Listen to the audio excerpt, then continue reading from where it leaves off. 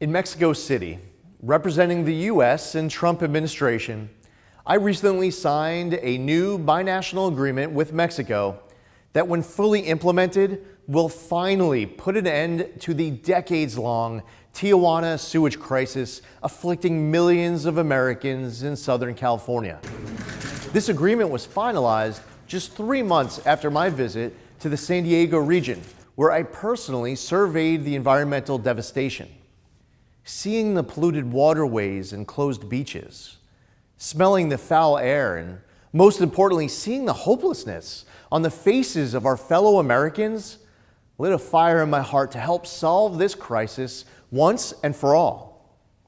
The Trump administration committed to delivering an urgent and permanent 100% solution to the millions of people afflicted by this crisis. And that's what they're going to get when the U.S. and Mexico faithfully implement the Memorandum of Understanding signed last month. You can view the MOU on EPA's website, but I wanted to take a few moments to personally discuss what was agreed upon. Working with engineering and water treatment experts, our efforts focused on 3 top goals that were essential in accomplishing a permanent 100% solution.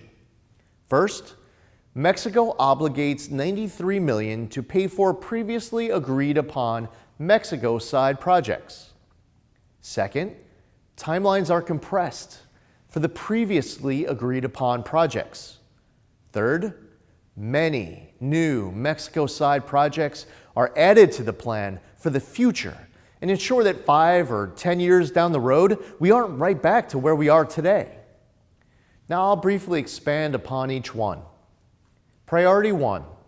Over the next 2 budget cycles in 2026 and 2027, Mexico will pay the $93 million it promised in a prior agreement. This is critical to making sure Mexico can complete key projects by December 31st, 2027 or sooner. This effort can't be completed without Mexico meeting its full financial commitments and obligating this funding. Priority 2. We're compressing project timelines, so the time from start to finish is as short as possible. In fact, Mexico has already agreed to begin construction now on 2 important projects to clean up the Tijuana River before the end of the year. One is to divert 10 million gallons per day of treated effluent, sending it upstream of the Rodriguez Dam instead of entering the Tijuana River. The other expedited project is to rehabilitate the parallel gravity line. To speed things up even more, the U.S. will be releasing previously appropriated funds to speed up 2 more key projects called Pump Station 1 and the Tijuana River Gates. This will only happen after construction begins on the 2 other projects I just previously referenced. To be clear, this is not new U.S. money. These are funds appropriated before the Trump administration came into office, which we withheld while negotiating with Mexico to make sure we secured the strongest deal possible. The U.S. is also currently expanding the capacity of the South Bay International Wastewater Treatment Plant in San Diego by 10 million gallons per day.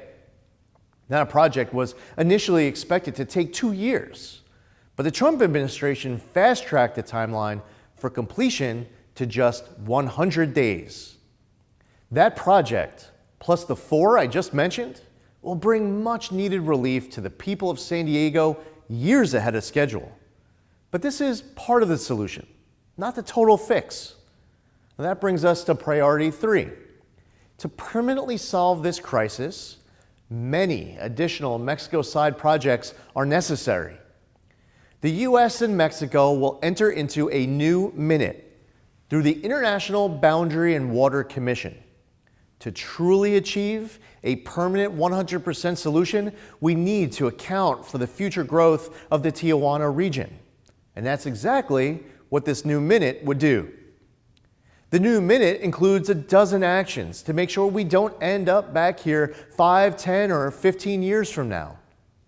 These new actions include, in part, initiating engineering and financial feasibility work for installing an ocean outflow pipe and other potential upgrades at the recently completed San Antonio de los Buenos wastewater treatment plant in Tijuana.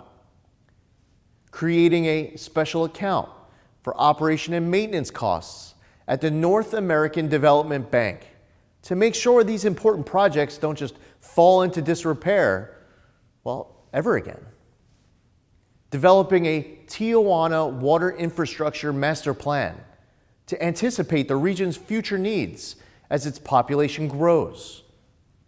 And creating a transparent, real-time, binational monitoring system so we know what's going in and out of the Tijuana River.